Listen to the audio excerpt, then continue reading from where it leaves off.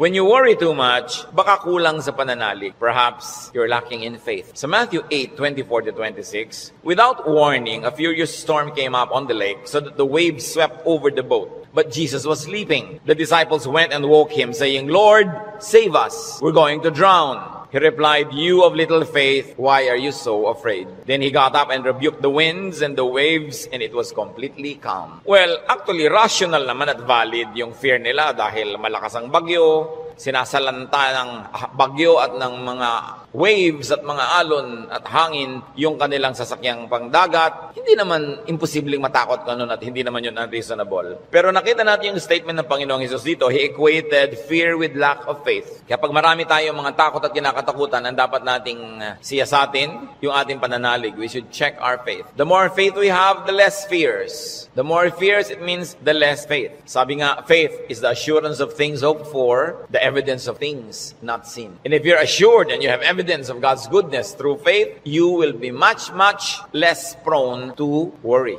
Kaya si Pedro, nung pinalakad ng Panginoon sa tubig, nung siya'y nag-alala, natakot, siya'y lumubog. Matthew 14:29-31. "Come," he said. Then Peter got out of the boat, walked on the water, and came toward Jesus. But when he saw the wind, he was afraid, and beginning to sink, cried out, "Lord, save me." Immediately, Jesus reached out his hand and caught him. "You of little faith, why did you doubt?" In both cases, yung lulubog na bangka at lulubog na Pedro, pareho silang sumigaw, "Lord, iligtas niyo po ako," o "iligtas niyo kami," at sila naman ay sinagip ng Panginoon at muling napanatag. So nakikita natin, pwedeng mangyari na mag-alala tayo, pwede tayong malibang na manghina ang pananalig, pero pag nararamdaman na natin yun, na tayo ay tinatalo na ng takot, magpaligtas kay Jesus, manalangin, tumawag, dahil yung example, nakita natin, ang tumatawag sa Panginoon, sinasagip niya. Kaya kung minsan nakakalimot tayong manalig, nakikita mong ninenervyos ka na pala, takot na ang naghahari sa iyong buhay, pangamba, anxiety, even panic, remember Jesus and call upon Him. Siyempre, nakakapanik yung lumulubog ka sa tubig, tulad ng panik ng maraming taong iba't ibang korte at hugis at kulay,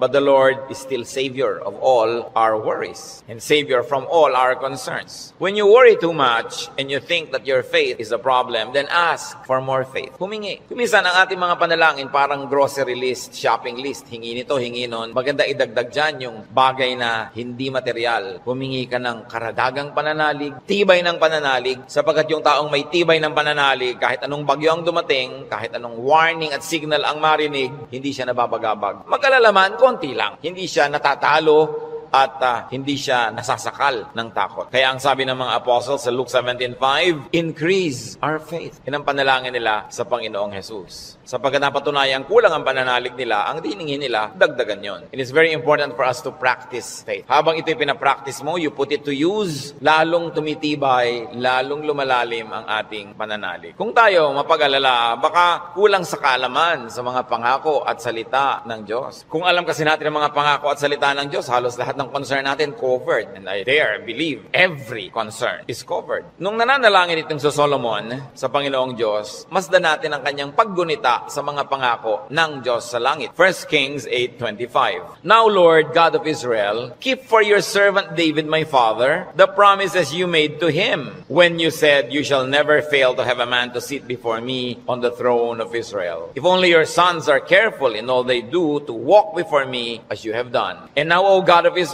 let your word that you promised your servant David, my father, come true. Malakas ang loob nitong Solomon na humingi sa Diyos sapagkat alam niya ang pangako ng Diyos sa kanyang tatay na si David. Kaya sabi niya, yung mga ipinangako niyo po sa ama ko, tuparin niyo, O Diyos. At pagka ang Diyos ay nilalapitan natin, na ang daladala natin ay yung pangako niya mismo at salita niya, ay nakakatiyak tayo na yun ay i-honor. Because God will always honor His word. Solomon, knowledgeable of God's promises to his father, claims it. So it's important for us, bago dumating ang worry, bago dumating ang fear, to know, then to claim and apply God's provision. Hindi kung kailan ka na nag-aalala at natatakot, doon ka pa maghahanap at mag-aaral, baka sa kalituhan mo, wala kang makita. Kaya mahalaga, mag-aral na agad. Sa uluhin ng mga salita ng Diyos, at i-quote sa sarili mo, i-quote sa pinoproblema mo, ang mga pangako niya. Bagamat kung hindi mo yung nagawa at may problema ka na, tagahanap ka pa rin, kapakipakinabang pa rin yun. Pero tiyak na kapakipakinabang lalo kung ginagawa natin before the need arises. Psalm 119 19 verse 50. Sa lahat po ng mga nagdurusa, nahihirapan, memoryahin nyo itong verse na to, alalahanin, gunitain, anumang wika. My comfort in my suffering is this: your promise preserves my life. 5 very big words here. Suffering. Namnamin natin ang Psalm 19:50. Sabi, my comfort is my suffering. So unang-una, suffering. Pagka atin pong inalala yan, there is suffering. We all go through suffering. Pero sabi niya, my comfort in my suffering. Bawat suffering, bawat pagdurusa, may kakambal na ginhawa.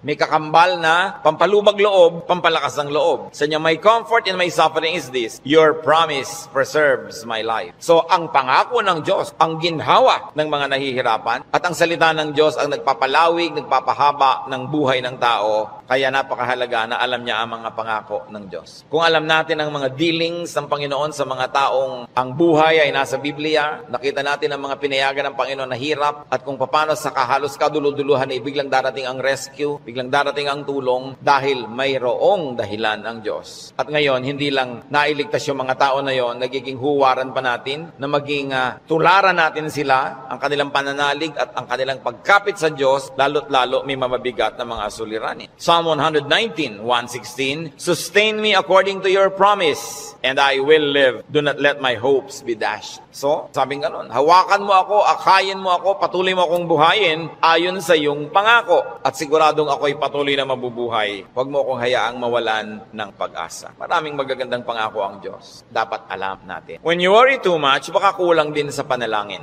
James 5:13, is any one of you in trouble? He should pray. Nakita nyo yung simple, mabisa, makapangyarihang solusyon. Pag ang tao may trouble, he should pray. Unang-una, prayer can change the situation. And even if prayer doesn't change the situation, praying will change your heart. Kaya hindi pwedeng yung prayer walang pakinabang. Maaaring gawin ito yung ginugusto natin na mabago ang sitwasyon, malutas ang problema, dumating ang solusyon, etc., etc.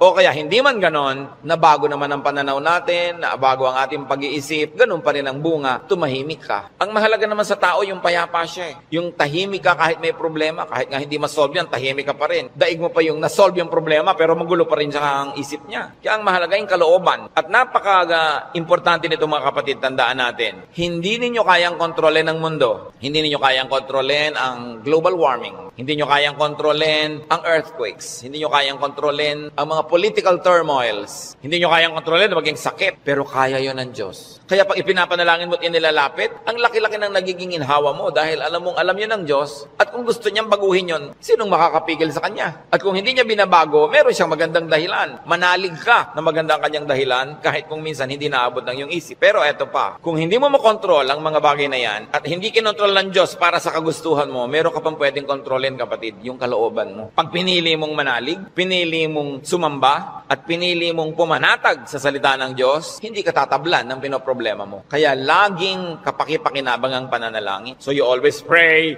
and pray and pray. Yung madalanginin, malayo yan sa pag-aalala. Lalo't ang pananalangin ay punong-puno ng pasalamat. Kasi kung nananalangin ka ng nagpapasalamat, oo nga naman, naaalala mo unti-unti na ang dami ng mga maganda sa buhay na dapat ipagpasalamat, nababalanse ang iyong alalahanin at natutuwa ka pa kung lumaon. Ngayon, maraming ganito mga kapatid. Sobrang nag-aalala, matatakotin, nerbyoso, dahil kulang lang sa saya, kulang sa libangan o sa sarap sa buhay. Napakahalaga na ang tao ay may saya, may libangan at may sarap ng buhay. Kaya marami mga tao naghahanap ng aliw. Kung bakit marami naman sa atin, kahit nakakaranas tayo ng hirap, nagiging judgmental tayo sa mga nag-aaliw. Ano naman mas mag-aliw? Kung hindi mo ninanakaw ang yung aliw, wala kang pinapatay, wala kang ginagawa ng masama. Kaya pag tumatanda na ang tao, marami dyan nagkakaroon ng diversyon. Alam nyo, yung may diversyon, napakalaking blessing yan. Kasi ang daming alalahanin. Pag tumatanda ka na, nararamdaman mo na yung mga kasukasuan mo, ayaw na masyadong tumiklop o bumuka ang mga tuhod mo at mga braso. Nararamdaman mo nang mahihiluhin ka, halimbawa, lumalabo ang iyong mata, dumadami ang iyong mga sakit, at kumukonti usually ang iyong pera. Bihira naman yung papayaman, papadami pera, no? Kadalasan papaubos, nawawala ng hanap buhay, nagre-retire, tapos ang mga mahal mo sa buhay na uubos na, ang lahat ng mga tiyo mo, magulang, ubos na, parang yung kayo na lang na magkakapatid ang next in line. Dati may mga matatanda kang tinitingnan, pinagmamanuhan. Ngayon, wala na. Ikaw na lang lagi ang pinagmamanuhan. So, inisip mo, ako na kaya next. Yung lampas ka na sa alas 12 tanghali ng buhay, yung mga nasa alas 3, alas 4:30 ka na. Alam mo yun na malapit akong humarap sa mga katotohanan. Alam niyo yung mga ganon? Sobrang magbigay ng alalahanin. At hindi na iintindihan nyo ng mga tao na hindi pa nakakaranas noon. Kaya marami sa ganong edad, mga past 50, kung kailan pa nagkaroon ng ganong edad, machichismis pa. Ang bata-bata naman ang boyfriend ni kumare. Kung biyuda naman siya,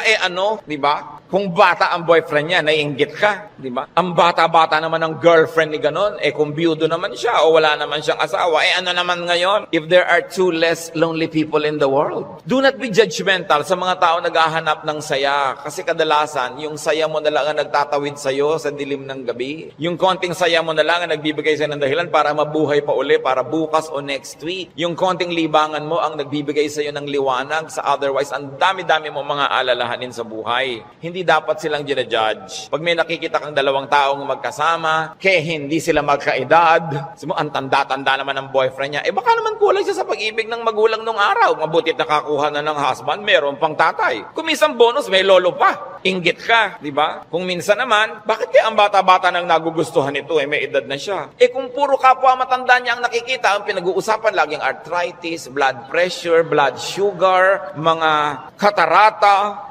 glaucoma, nakaka-depress. Kaya kung minsan masarap kasama yung bata na walang iniisip na mga alalahanin, puro happening at gimmick ang naiisip, nalilimutan mo mga problema mo. At yung problemang hindi nasosolve, malaking bagay kung nalilimutan man lang kahit sandali. Because you keep your sanity and you keep your cheerfulness. Mga kapatid, huwag kayong killjoy sa mga taong humahanap ng ligaya. Kasi hindi nyo naman papaligayahin Halimbawa, yung nanay nyong byuda, may boyfriend. Mano, byuda naman. Bakit sasamahan mo ba siya pag gusto niyang manood ng TV? Sasamahan mo ba siyang manood ng sunset? Hindi rin naman. Busy ka rin sa sarili mong asawa at mga anak. Tapos pinagkakaitan mo yung nanay mo, yung tatay mo ng kaligayahan. Ang mga tao kasi maraming dala, maraming problema. Matuwa tayo pag nakakakita sila ng konting itinatawid sila sa ganong mga hirap. Pasalamat ka na hindi na nga ikaw ang magtatawid at hindi na ikaw yung kailangang laging nandoon. People have needs. Kaya kailangang maging maunawain. Kaya kung marami tayong mga alalahanin, baka kulang ka lang sa entertainment. Hindi naman masama yung entertainment Basta wala kang binibreak na law of God. Kumisa kasi yung mga relihiyoso kung bakit galit na galit sa mga tao. Hoy, alam mo, Christian na Christian si nakita ko siyang nagbingo. Kung lumigaya ba siya, hindi naman ninakaw sa'yo yung pantaya.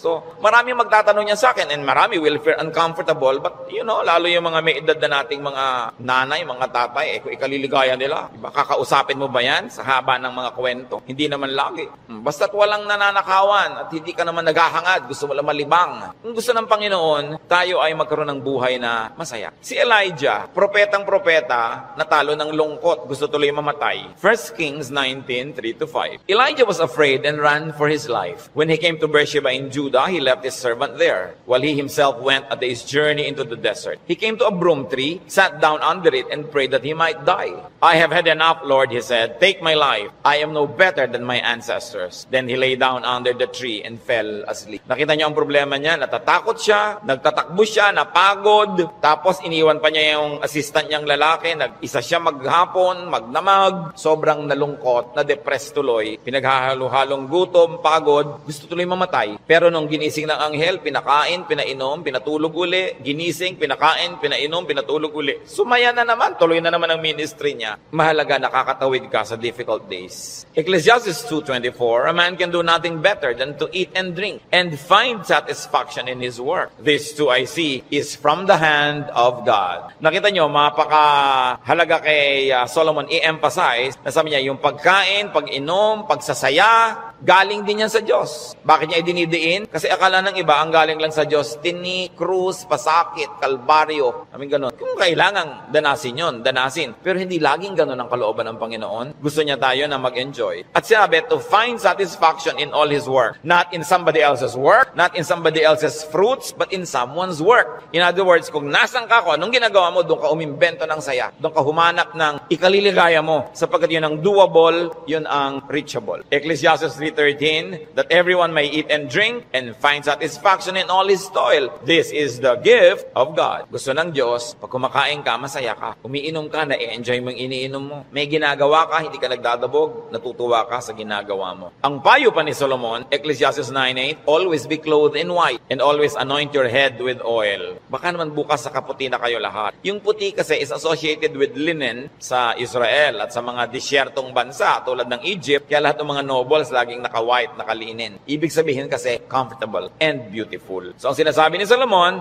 be comfortable, have pleasure, and enjoy beauty even in what you wear. Sa dami ng lungkot ng mundo, pag may konting saya na pwede mong kunin sa hangin, kunin mo. Pag may konting kaligayahan, kunin mo. Kasi maraming kalungkutan na hindi mo pwedeng iwasan. Mabuti na yung marami kang deposit sa alkansya ng saya para pag may panahon ng pagdurusa, may madukot kang saya, pampalakas sa mga araw na malungkot ka. Kaya kung may pagkakataong sumaya, magpakasaya ka. May pagkakataong gandahan ng environment, gandahan mo kasi kung minsan napipilitan kang tumingin sa hindi maganda. Meron kang pagkakataong guminhawa, pag ginhawahin mo. Kasi maraming beses hindi ka maginhawa at wala kang magagawa tungkol doon. So buti na yung marami kang pabaon sa sarili mo na saya, tawa, kagandahan, para pagka panahon ng tagsalat, meron kang panggagalingan ng lakas. Surround yourself with what is beautiful and pleasurable and comfortable. Sabi nga ni Balagtas, sapagkat ang mundo'y bayan ng hinagpis, mamamaya'y sukat tibayan ang dibdib. At ang isa sa mga pagpapatibay niyan, whenever you can be happy, so that when sadness that cannot be avoided comes, then you are well equipped because yung balance mo, kahit ma-withdrawhan ng lungkot, yung sayang nakatago, ang balance mo, marami pa ring sayang natira. Kaya ministry natin, mga kapatid, na magpasaya rin sa isa't isa. Hindi magpalungkot. Hindi may nagsasaya, maiinis ka. May nagkakakanta ng I did it my way, babarilin mo. Hayaan mo siya magkakanta. Alam mo ba kung anong problema niya sa buhay? Baka kailangan niya ang kidney transplant. Baka yung asawa niya may cancer. Baka ang mga anak niya walang pangmatrikula. At gusto na niyang tumalon sa ilog na walang tubig dahil El Nino. Kaya ang laki ng problema. Tatalo ka sa ilog, di ka malulunod. So malaking problema yun. So kumanta na lang siya ng I did it my way kahit wala sa tono. Babarilin mo pa. Surviving na nga yung tao. Marami sa atin, they're just trying to survive. Kung minsan nagdadamit ng akala mo payaso o Santa Claus o snowman, hindi mo siya maintindihan. Pero kung nagpapaligaya ba sa kanya, hindi naman ninakaw sa iyo yung suot niya, anong paki mo? Hayaan mo siya, masaya siya. Hindi natin dapat ginadjudge yung kapwa according to our standard. Ako, hindi ko isusuot yan. Siguro, kontento ka sa buhay mo ngayon, masaya ka. Iba kami hinahanap siyang ligaya na hindi mo naman ibibigay. Ano ngayon kung gano'n ang suot niya? Mahalaga sa spiritualidad, ang tunay na spiritualidad, ang bunga niyan mga kapatid, kabaitan sa kapwa. Kung hindi ka mabait, kahit sa ulo mo yung buong Biblia, sayang lang. Para ano? When you worry too much, baka sobra ka ng pakikinig sa balita, bad news. Yung makinig sa balita, manood ng primetime TV, garantisado, lulungkot ka. Kung hindi ka naman mawala ng ganang kumain dahil oras ng hapunan. Babae, tinadtad, sinigan, inilagay sa drum, nilagyan ng semento, hinulog sa dagat. Gusto nyo bang panghimagas yan sa inyong paghahapunan? O kaya appetizer, kung late kayo wala kayong mapapala kapapanood yan. Hindi nyo naman kailangan malaman. Nananakot lang para bumenta. Siyempre, because bad news is good news in journalism. Ibig sabihin, papansinin ng tao. Pag nagpapakinig ka sa mga El Nino, La Nina na yan, mga earthquake, takot ang aabutin mo. May magagawa ka ba dyan? Ikaw ba si Bernardo Carpio? Sige, pigilan mo ang paggalaw ng lupa para huwag lumindol. Kaya mo ba yan? So yan ang mga takot na hindi mo naman kailangang entertainin. Kasi wala ka naman magagawa tukol dyan. Kaya manalangin ka. Yan sabi, pray, pray, pray. Siyempre, marami pang nananakot ay padami na ng padami ang tao sa mundo. Actually, pag nag-aeroplano kayo, makikita nyo, ang dami pang lupang walang laman Nagkakagulo lang yung mga tao sa mga bayan-bayan at crossing. Pero ang dami pang maluwag. Napakarami ka lang siksikan kasi because of the imbalance ng economy. Natatakot ang mga tao na mauubos na daw ang langis. Actually, mga daang taon pa yan bago maubos. At hindi pa nga nauubos, nakaka-invento na ang tao ng mga bagong alternative sources of energy. Ang tao kasi fearfully and wonderfully made by God. We were made wonderfully. People will find a way as life finds a way. Sabi niyo ba, papangit na ang buhay? Hindi totoo yun. Tingnan nyo lang ang cellphone na hawak nyo o nasa bag nyo, malalaman nyo umasenso ang buhay. Nung araw, mayayaman lang ang mga may telepono. Yung halos gumapang ka sa lupa, kumatok, pwede po bang makitawag, Mrs. Cruz? Diba? Dahil sila lang ang may telepono, siya naman may rollers pa. Mamaya, ngayon kahit balot vendor, may cellphone. Hindi pa ba yan asenso ng humanidad? Ang mga pharaoh, ang mga Roman emperors, ngayon nahuhukay mga bangkay nila, simpleng abscess lang ng bagang namatay. Appendicitis namatay. Ngayon, routine na lang yan. Diba? Routine. Ang dati nating presidente, Manuel Quezon, namatay sa tuberculosis. Ngayon, nagagamot na yan. In other words, nag-i-improve ang science, nag-i-improve ang technology. Natututo tayo ng green architecture, green lifestyle. Sabi natin, parumi ang mga ilog, buti pa ng araw na malilinis ang ilog natin. Lilinis din yan kasi magigising din tayo sa katotohanan na walang kwenta ang maruming ilog. Yung dating kerumi-ruming ilog sa Singapore, ngayon ang linis-linis na, ang dami na uling isda. Ganon din naman sa Stockholm, sa Sweden. Sa gitna ng city, ang linis ng ilog, may mga nangingisda, kinakain nila yung isda. Dati daw yung parang Pasig. In other words, ang tao kasi matututo, mag-a-adjust tayo eh. Nagkakaroon ng maraming research sa siyensya. Di ba kahit nga ngayon 10, mukhang 30, napapahaba ang kabataan para mag-enjoy pa ng maraming bagay. Yung mga kulot ngayon, gusto mo tuwid ang buhok mo, bukas tuwid. Gusto mo kulot uli next week, kulot. Maraming nagagawa ang tao. Ang pagkain, nung araw nga, bago ka makakain ng palitaw, kailan magigiling ka pa ng malagkit, mga 3 oras mong ginigiling-giling sa bato. Ngayon, punta ka sa Via Mare, mamimili ka ng lahat. Parang piyesta araw-araw. Maraming tao nung araw, pagka piyesta lang nakakakain ng lechon o kaya ng karne. Kasi hindi naman available. Pero ngayon, pipiliin mo pa. Puro leg ba? Puro likod? Puro napipili. Ang trend ng buhay, pag tinan nyo mga kapatid, papaganda. Huwag kayo nawawala ng pag-asa at huwag kayo nagpapalungkot dyan. Kasi God is in control. Ngayon, pag nagpapakinig kayo din sa mga prophet of doom, sa sobrang prophecy, lulungkot din kayo. Diba? Ang alam natin, ang ending ng lahat ng prophecy, darating ang Diyos o babalik tayo sa Diyos, kung alam man ang mauna doon, yung pa rin ang tunay na ending, no matter what the detail. Kaya nang ating dapat bigyan ng pansin. We romance the past too much. Laging the good old days, the good old days. Sabi ni Solomon sa Ecclesiastes 7:10, do not say why were the old days better than these, for it is not wise to ask such questions. Huwag kayong magdrama-drama, laging yung hinahanap yung kahapon ng araw. Yung nung araw, nasasakay ka halimbawa sa bus, talagang yung buhok mo hinila na ng lahat ng hangin bago ka makarating sa Maynila. Yung the good old days ba yun? Na para ka magkaroon ng ice cream, gagawa ka? Good old days ba yun? Marami tayong hindi ina-appreciate sa present, sa accomplishment ng humanidad at ng kabihasnan, because we romance the past too much. When you romance the past, you will be sad. When you worry about the future, you will be afraid. You know what God wants you to do? Enjoy the day. Enjoy the moment. Yan ang payo ni Jesus. Sabi niya, do not worry about tomorrow. Tomorrow will worry about itself. Let the day's own trouble be sufficient for the day. Yung iba naman, kaya nagwo-worry, sobrang daming alam. Kaya ang sabi sa Ecclesiastes 7:16, do not be over-righteous, neither be over-wise. Why destroy yourself? Habang marami kang nire-research, maraming inaalam na hindi mo naman talaga kailangan sa pang-araw-araw na buhay mo, dadagdagan lang ang alalahanin mo. And sometimes, even in religious studies, ganyan yan. Marami ngayong mga TV networks nagpapakute para makakuha ng audience, mapanood. Walang ginagawa kundi siraan ng Diyos, siraan ng Biblia, guluhin ang pananalig ng mga nananalig. Tapos pag naman nanood ka ng nanood, nakinig ka ng nakinig, ang ending mo ngayon, malilito ka. Hindi ka ngayon makatulog. Anong bunga nun sa'yo? So huwag mo nalang panoorin. Tahimik ang pananalig mo, peaceful ka, that is a gift from God. Do not permit the enemy to disturb you. Kaya sabi, why destroy yourself? Don't be overwise. Alam niyo yung pagiging wise, it's a very difficult and a very high calling. Kaya mga tinatawag ng Diyos na maging mga philosopher, maging mga prophets, maging mga mangangaral, mahirap yun. Kasi pag lumalalim, tumataas ang iyong alam, nagiging vulnerable ka to so many anxieties and fears. You become vulnerable to a lot of isolation and sadness. Kaya nga yung mga tinawag ng mga special people to be God's channels of blessing and wisdom to others and to the multitudes. That's why we privilege them with respect. We privilege them with a lot of things. Kasi ang pwede lang nating isukli sa ating mga propeta, sa ating mga mangangaral, sa ating mga philosophers, ang pwede lang nating isukli sa kanila, pagmamahal, pag-ibig, pagrespeto, kasi dinadanas nila ang maraming hindi na natin dinaranas. Sa kanila ibinubunyag ang mga malalalim, mahihiwaga at mahihirap na mga bagay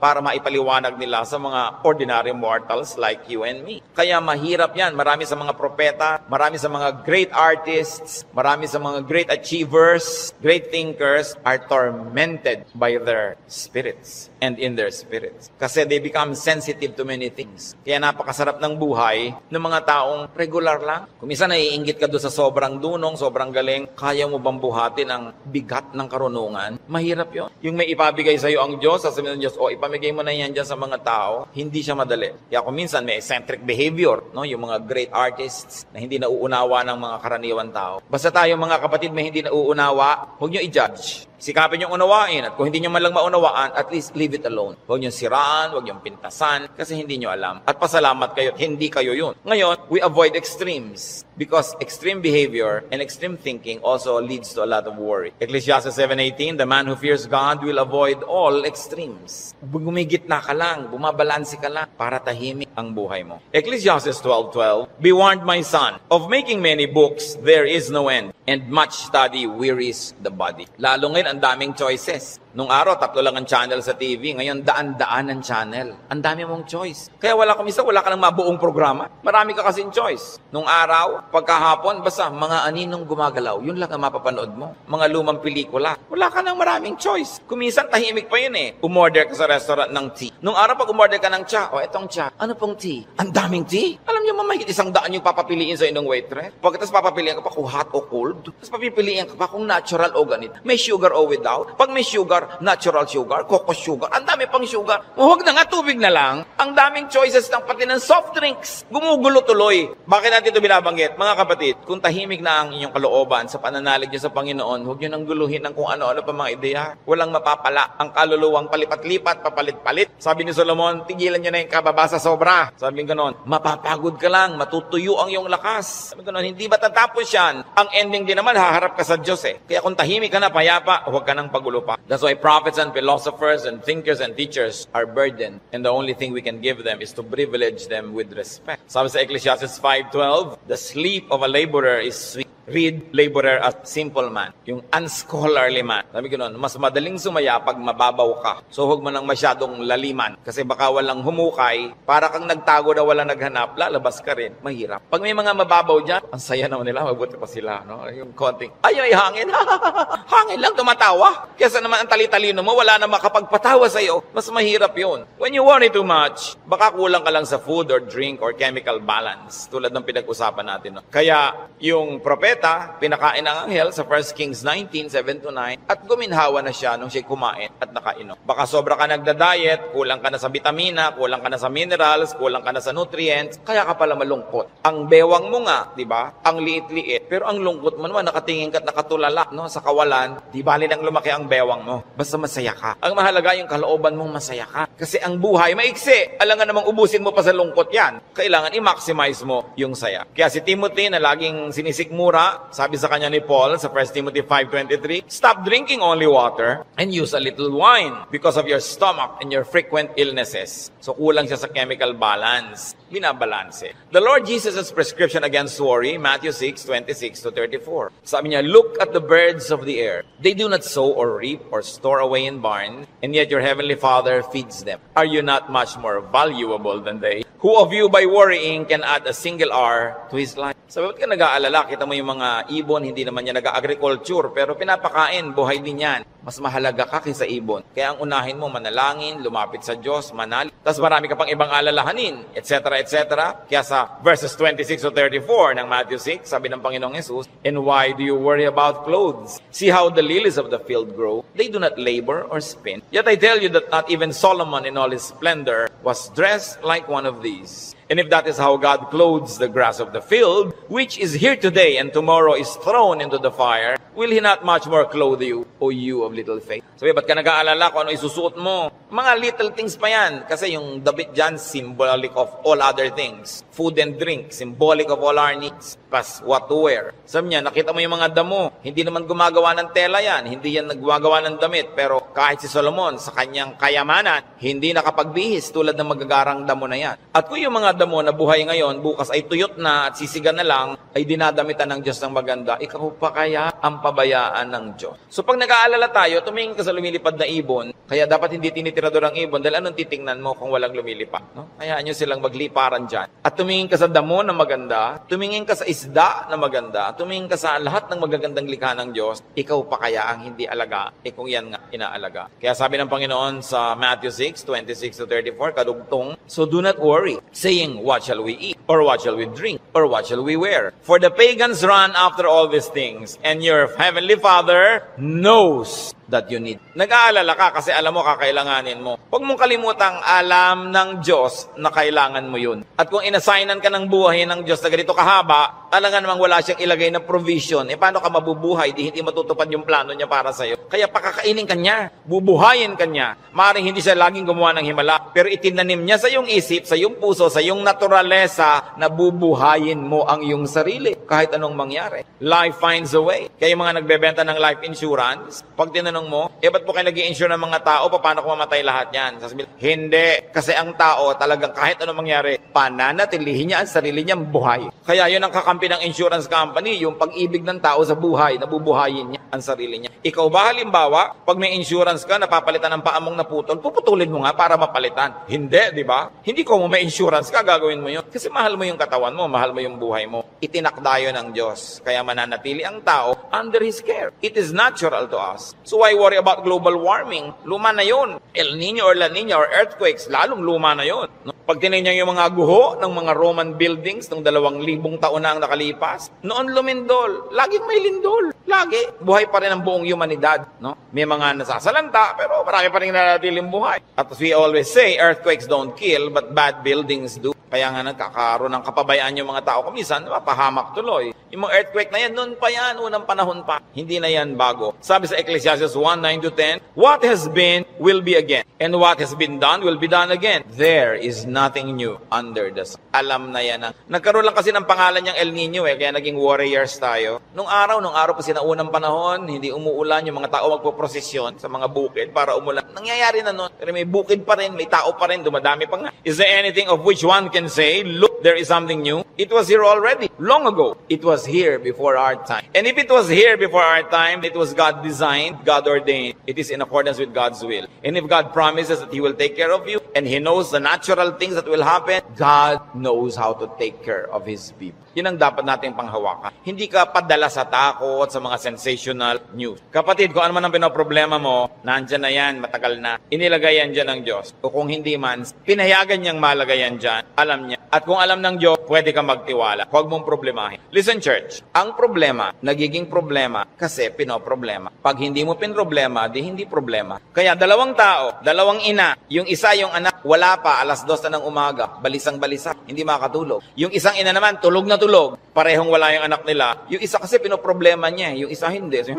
malaki na yun, alam na niya umuwi. Lalong-lalo kung may pangatlo pa na hindi naman problema, sabi niya, ipinanalangin ko na sa Lord. Wala ako sa kinakalagyan ng anak ko ngayon, pero nandun ang Diyos, so binilin ko na. In fact, mas mahal naman ng Diyos yung anak ko kaysa mahal ko yung anak ko. So magtitiwala ako at matutulog ako dahil anong mapapala kung gising ako dito? So iba-ibang attitude, pare-parehong sitwasyon. Your attitude will shape your lifestyle. Ganun nyo. Kung minsan, merong mga asawa na hindi na halos pansinin ng asawa nila, laging wala. Merong mga nag-aalala, bakit siya laging wala, etc. etc. Meron mga, ay, salamat, wala siya. Marami akong magagawa ngayon, walang abala. Nasa sayo yan, kung anong gagawin mo sa buhay mo. Pero hanggang hindi mo pinoproblema ang isang bagay, hindi yun problema. Ngayon, iniisip mo, ano kaya, Pastor, ano mangyayari po pag natunaw lahat ng mga yelo sa North Pole? Lumayas ka sa harap ko, hindi ko alam. Bakit mo ipapaproblema sa akin ng mga yelo sa North Pole? Diba? Dati po problemahin yan. Magdasal ka, kahit alam ko no kasi lumubog ang buong mundo Gusto ng Lord na lumutang sila Noah, lumutang. Di lumapit ka sa Diyos para kahit lumubog, lumutang ka. Bakit mo paproblemahin yung buong yelo, buong Antarctica? Ang saya-saya ng buhay ko dito, bibigyan mo ako ng problema. Ano po kaya't naglilindol? Kaya ba natin pigilit kahit anong gawin natin dito? Diba? But of course, there are practical things you can do to minimize risk and danger. But you can only do so much. Kaya nga may Diyos Para yung hindi mo kaya, ipasa Diyos mo. Magtiwala ka at mag-enjoy ka ng buhay. Gumawa ka ng mabuti. Kaya tayo gusto ng Diyos na pumanatag, tumahimik, para sa kapanatagan at katahimikan, ma-inspire kang gumawa ng mabuti. Hindi lang para magpasasa sa sarap. Your stability in life, your wealth, your security, your health, should not only be used for your personal enjoyment. It must become the springboard for much nobler missions in life. Na kumbaga, wala ka ng need, so pwede ka na magbigay. Malakas ka naman, pwede kang tumulong. Tahimik ang loob mo, pwede kang umakay, umunawa sa mga magugulo ang loob. Kaya gusto nating pumanatag, umayos, hindi lang para magpasarap, para magawa natin yung mission na ibinibigay sa atin ng Diyos, na maging blessing tayo sa ating mga kapwa-tao. So, brothers and sisters, Think about the things you worry about. It's your decision if you like to turn them into problems. Pag pinroblematize mo. Maraming mga tanong pa, mga doktrina na hindi natin alam. Ano po kaya ang itsura natin sa langit? Hindi natin alam. Ang problemahin mo, mapasama ka doon. At alam natin yan, manalig ka sa Panginoon, humingi ka ng tawad para sa iyong mga kasalanan, tanggapin mo si Jesus sa Panginoon tagapagligtas, at siya na ang may problema sa mga detalye. Bakit mo pinoproblema? Kahit naman tayo magtalo, mapuya, hindi natin masasagot. Ipa sa Diyos ang mga bagay. Ito ang isa sa mga pinakamalalalim na regalo ng Diyos sa atin sa pananalig. Nagkakaroon ka ng kapayapa. Nagkakaroon ka ng katahimikan. Matthew 6:26-34, karagdagan. Sabi ng Panginoon, sa halip ng mga problema kayo, seek first His kingdom and His righteousness, and all these things will be given to you as well. Therefore, do not worry about tomorrow, for tomorrow will worry about itself. Each day has enough trouble of its own. Huwag laging alalahanin ang nakaraan, nakakalungkot. Kaya pag kami mga medyo senior ladies magpa-party, tapos ini-invite ako, baka ang tugtog nyo, puro 60s and 70s, ha? Ayokong pumunta. Puro na lang tayo nung high school natin, nung ganyan.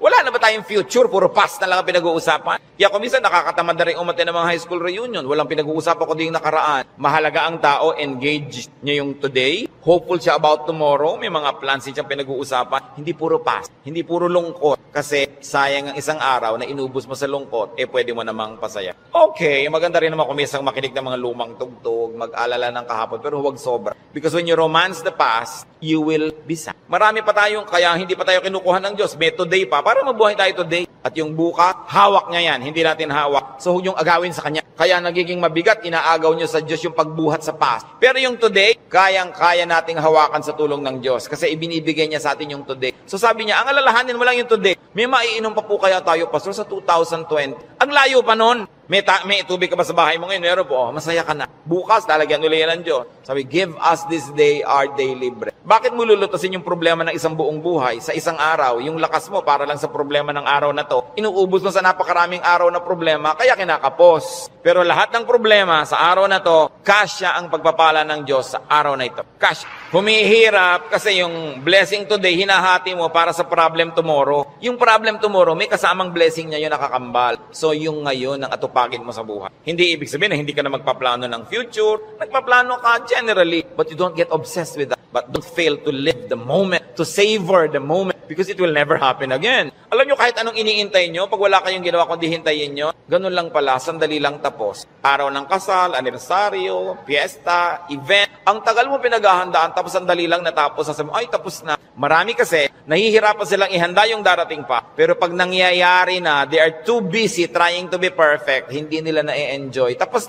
na. Wala na, lugi na sila. So enjoy the moment. Pag kami ikinakasal ako, may ibinubulong akong gano'n. Minsan may tinatanong sa akin, ano po yung ibinulong nyo, Pastor? May mga pakialamera kasi, pati ibinulong mo, tinatanong. Sabi ko, wala. Sinabi ko lang, pagkakainan na, kumain kayong mabuti. Huwag kayong mag-entertain ng mga bisita. Tayo kayo ng tayo. Kasi this is your first meal together as husband and wife. Enjoy it. Stop being warriors and perfect hosts. Enjoy your meal. Eto yung meal, enjoyin mo. O, debut mo ngayon, enjoyin mo. Huwag mo nang isipin na kung ano ang bagay kasi mamaya tapos na yan. Dapat ine-enjoy. Pag pangbukas, malayo pa. Do not worry. Focus on today's concerns and pleasures and enjoy whatever can be enjoyed. Philippians 4:6-7. Do not be anxious about anything, but in everything, by prayer and petition, with thanksgiving, present your requests to God. And the peace of God, which transcends all understanding, will guard your hearts and your minds in Christ Jesus. Sabi, huwag kayong mag-alala, huwag kayong matakot, huwag kayong tungkol sa kahit anong bagay. At sa halip na yan, sa pamamagitan ng pananalangin taimtim na may kalakip na pasalamat, ilapit nyo sa Diyos ang gusto nyo. Sabi niya, at makikita nyo, yung kapayapaan ng Diyos na mahirap unawain, imposibleng makamit, mararamdaman ninyo, and you will feel sick. So pagka nagkikita yung anxious, mga kapatid, nag-aalala, anong dapat gawin? Pray. With thanksgiving. Hindi lang prayer, puro request. May thanksgiving. Kasi nga, habang naaalala mo yung pagpapasalamat mo, naaalala mo, oo nga naman, maraming maganda sa buhay. Pati ikaw, nababago. Don't be anxious about anything. So do not problematize life in its details. And 1 Peter 5:7 is so very, very powerful. Cast all your anxiety on Him because He cares for you. Sabi, ibigay nyo kay Kristo ang inyong mga alalahanin. Kasi mo, Lord, nag-aalala po ako tungkol sa buhay ko, nag-aalala ako tungkol sa impyerno, nagpapaalala ako tungkol sa buhay na walang hanggan, sa kabilang buhay, nag-aalala ako tungkol sa kakainin ko, sa ganito, sa ganon. Sabi ni Jesus, binayaran ko na yun sa cross, bakit inaalala mo pa? Bayad na yan ha. Kaya sabi, cast all your anxiety on Him. Kasi bayad na. Ipapaalala sa iyo ni Jesus, huwag mo nang problemahin, tapos na yan, binayaran na. Kaya nga ako nagdugo, nasugatan, nahirapan, nagdusa, namatay, para hindi ka na magdusa. Bakit ginokopya mo ako, hindi naman ikaw ako? Ba't ka naman problema? Problema ko yan. Kaya nga si Jesus, Savior. He is Savior. He is Lord. Lord over all our problems and cares. Kaya sabi ng Ecclesiastes 11:10, so then, banish anxiety from your heart and cast off the troubles of your body, for youth and vigor are meaningless. Sabi, palayasin mo, iwagwag mo ang mga problema mo. Kaya ang laki ng gawa ng word na word,